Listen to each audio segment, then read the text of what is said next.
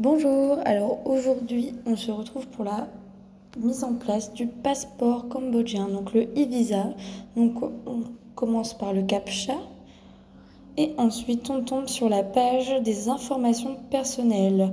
Donc cette page est très importante, il faut rentrer les bonnes coordonnées, donc le sexe masculin, féminin, la date de naissance, le pays de naissance, ensuite le pays de nationalité, comme vous pouvez le voir à l'écran, votre adresse, ensuite votre ville. Donc très important de vérifier bien les informations, qui vous demande juste une petite question là où vous avez entendu l'information. Ensuite, il suffit de mettre votre passeport, donc c'est marqué les formats JPG, JPEG, PNJ, 2MB. Donc vérifiez bien que celui-ci est en bon état, bien scanné. Ensuite, il suffit de mettre une photo qui correspond aux normes des e-visas.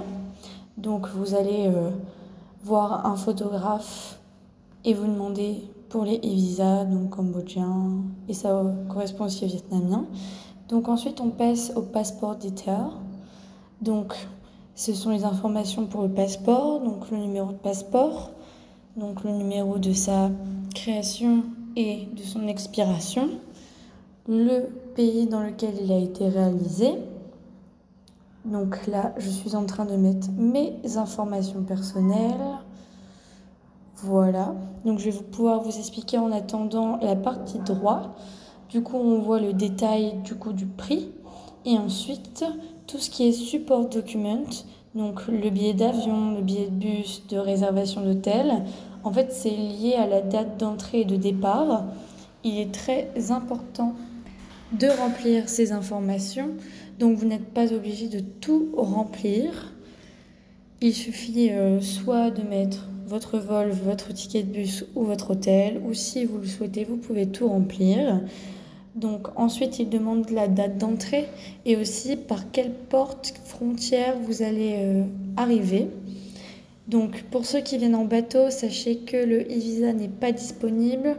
Il vous suffira de faire votre e-visa sur place, mais cela coûte plus cher. Ensuite, là, je vérifie juste mes informations, donc je cache mes informations personnelles. Vérifiez bien, c'est très important parce que le visa n'est pas remboursable. Et ensuite, on va procéder au paiement. Donc là, ça vérifie toutes vos informations. Pour arriver à la page de paiement, il vous suffira de choisir la méthode de paiement. Ça vous rappelle le prix.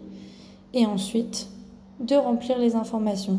Donc je ne vais pas vous montrer mes informations personnelles, mais en tout cas, je vous remercie. Il vous suffit de remplir. Et voilà, le tour est joué. Vous attendez 2 ou 3 jours et voilà, vous recevez votre visa. Bisous, au revoir. Bisous, au revoir.